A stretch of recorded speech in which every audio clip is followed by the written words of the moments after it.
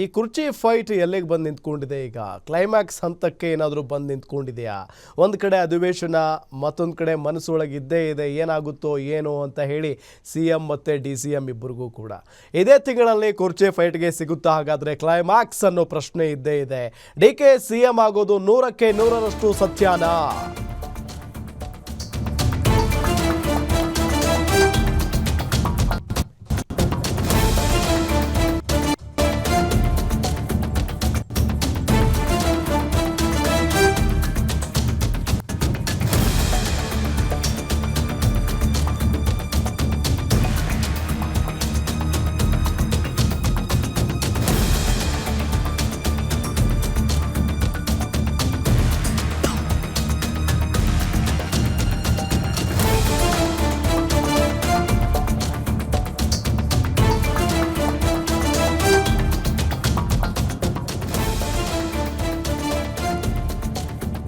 Rahul foreign ಟ್ರಿಪ್ಗೂ ಮುಂಚೆನಾ ನಂತರನಾ?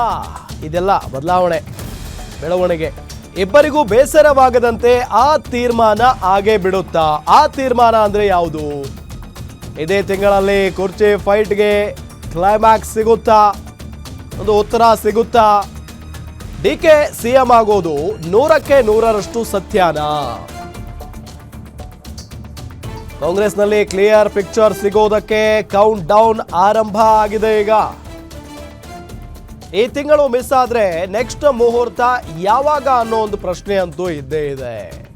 ಅಧಿವೇಶನದ ನಂತರ ನಾಯಕತ್ವದ ಕ್ಲಿಯರ್ ಪಿಕ್ಚರ್ ಅಂತೂ ಸಿಗ್ತಾ ಹೋಗುತ್ತೆ. ಸಂಕ್ರಾಂತಿಗೆ ಅನ್ನೋ ಸುಳಿವು ಸಿಕ್ಕೇ ಬಿಡ್ತಾ ಆ ನಾಯಕರಿಗೆ? ರಾಹುಲ್ ಫಾರಿನ್ ಟ್ರಿಪ್ಗೂ ಮುಂಚೆನಾ ಅಥವಾ ನಂತರನಾ?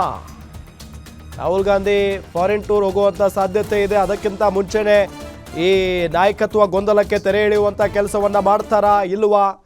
ಬೇಸರವಾಗದಂತೆ, ಇಬ್ಬರಿಗೂ ಕೂಡ ಬೇಸರ ಆಗದಂತೆ ತೀರ್ಮಾನ ಆಗೇ ಬಿಡುತ್ತಾ ಅನ್ನೋ ಒಂದು ಪ್ರಶ್ನೆ ಇದೆ.